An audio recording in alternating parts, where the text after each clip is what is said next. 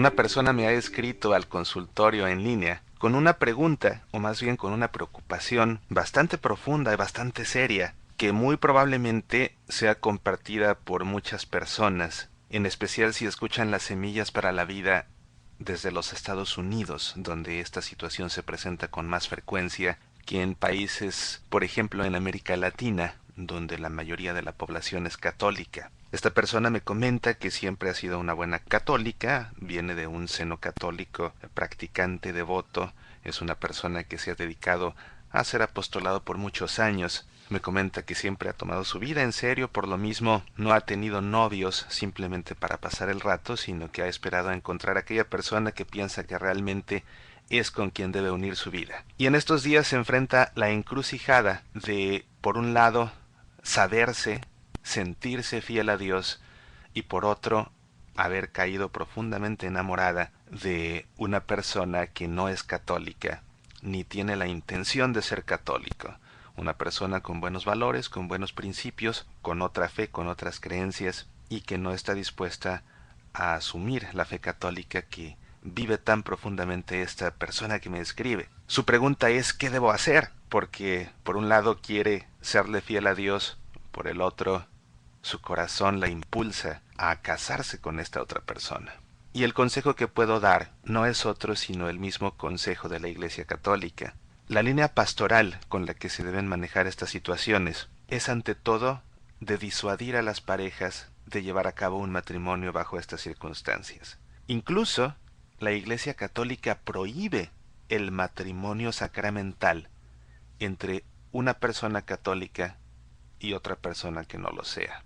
Y la razón de la prohibición no es una cerrazón, no es una falta de apertura a la diversidad religiosa, sino que más bien es una garante de la fe en el seno familiar, que es lo que la Iglesia busca custodiar por el bien, en primer lugar, de la pareja y en segundo lugar, por el bien de la familia misma. Porque los riesgos que se corren cuando se casan dos personas que no comparten la misma fe son muy fuertes, son muy elevados, y suceden en la grandísima mayoría de las veces, casi en todas las veces. Como enseña el Catecismo de la Iglesia Católica, en el número 1634, la diferencia de confesión entre los cónyuges no constituye un obstáculo insuperable para el matrimonio, cuando llegan a poner en común lo que cada uno de ellos ha recibido en su comunidad y a aprender el uno del otro el modo como cada uno vive su fidelidad a Cristo.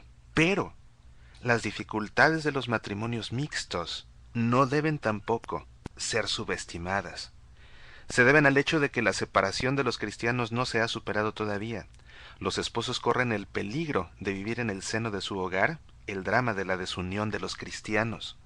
La disparidad de culto puede agravar aún más estas dificultades. Divergencias en la fe, en la concepción misma del matrimonio, pero también mentalidades religiosas distintas pueden constituir una fuente de tensiones en el matrimonio, principalmente a propósito de la educación de los hijos. Una tentación que pueden presentarse entonces es la indiferencia religiosa. Y es que fíjate, realmente lo que sucede las más de las veces es que el padre católico quiere educar a sus hijos bajo la fe católica. Y la otra persona, por mucho que sea indiferente incluso ante su propia fe y se muestre abierto a la fe católica de la pareja, cuando llega el momento de educar a los hijos, brota algo desde el interior, que se llama a fin de cuentas responsabilidad paternal, y la parte no católica no se siente tan cómoda dejando que sus hijos crezcan con creencias que él no comparte. Empieza entonces una situación de conflicto, una pugna a veces declarada, a veces manifiesta, y en una inmensa cantidad de ocasiones con tal de que prevalezca la paz familiar que de otra manera se desvanece por completo. Termina viviéndose un ambiente familiar totalmente arreligioso, en el que ya nadie vive su fe, en el que se deja que los hijos crezcan sin fe. Incluso muchos papás optan porque sus hijos no sean bautizados ni crean en nada hasta que sean mayores de edad o tengan edad suficiente para decidir ellos lo que más les conviene creer. Pero en realidad sabemos que no se trata de elegir lo que uno cree que está bien, sino de elegir lo que está bien de suyo.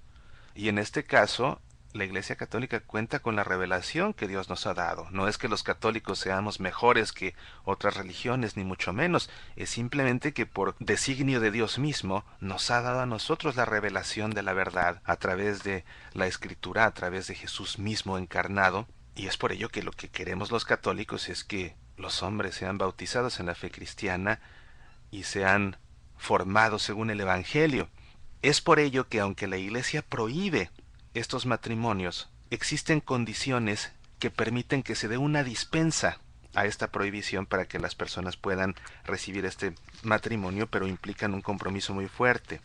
El Código de Derecho Canónico dice en el Canon 1086, es inválido el matrimonio entre dos personas, una de las cuales fue bautizada en la Iglesia Católica o recibida en su seno y no se ha apartado de ella por acto formal, y otra no bautizada. No se dispense este impedimento si no se cumplen las condiciones indicadas en los cánones 1125 y 1126. Antes de leerte estos dos cánones, te leo el 1124 que dice: está prohibido, sin licencia expresa de la autoridad competente, el matrimonio entre dos personas bautizadas, una de las cuales haya sido bautizada en la Iglesia Católica y otra adscrita a una iglesia o comunidad eclesial que no se halle en plena comunión con la Iglesia Católica.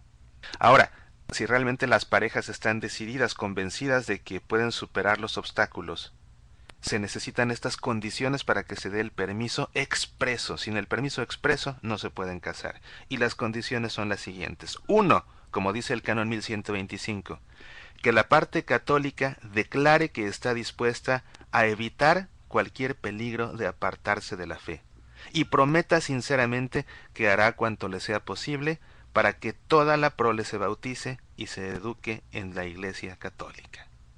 2. Que se informe en su momento al otro contrayente sobre las promesas que debe hacer la parte católica, de modo que conste que es verdaderamente consciente de la promesa y de la obligación de la parte católica. Y 3. Que ambas partes sean instruidas sobre los fines y propiedades esenciales del matrimonio, que no pueden ser excluidos por ninguno de los dos. Es que fíjate, por ejemplo, si una persona católica se casa bajo el sacramento de la Iglesia, que es indisoluble, y se casa con una persona para la cual el matrimonio es algo que puede funcionar por cierto tiempo y después se puede disolver por un divorcio e incluso después se puede casar con alguien más.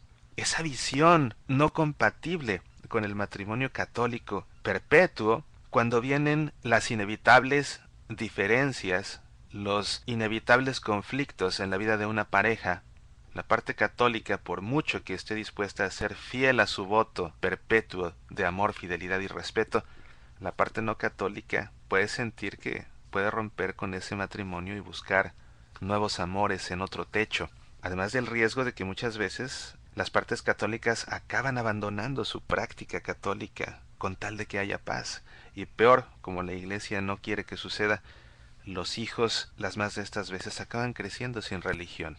Es por ello que a esta persona que me escribe desde lo más profundo de mi corazón y haciendo eco a la preocupación de la Iglesia y además compartiéndote mi experiencia personal, porque a mí me sucedió, también me enamoré de alguien que no compartía mi fe y tuve que optar por olvidarla por mucho que doliera. Te recomiendo encarecidamente que consideres todo lo que la Iglesia nos advierte, que consideres la prohibición de la Iglesia, que en la medida de lo posible cortes esta relación. Y ahora, si de veras están los dos dispuestos a cumplir con la ley de la Iglesia, vayan con su párroco y soliciten la dispensa adecuada. Pero insisto, creo que lo mejor, por el bien de la fe, por el bien de la pareja y por el bien de la familia, es siempre buscar una persona que comparta nuestra fe católica para unirnos a ella por todos los días de nuestra vida. Soy Mauricio Pérez, estas son Semillas para la Vida.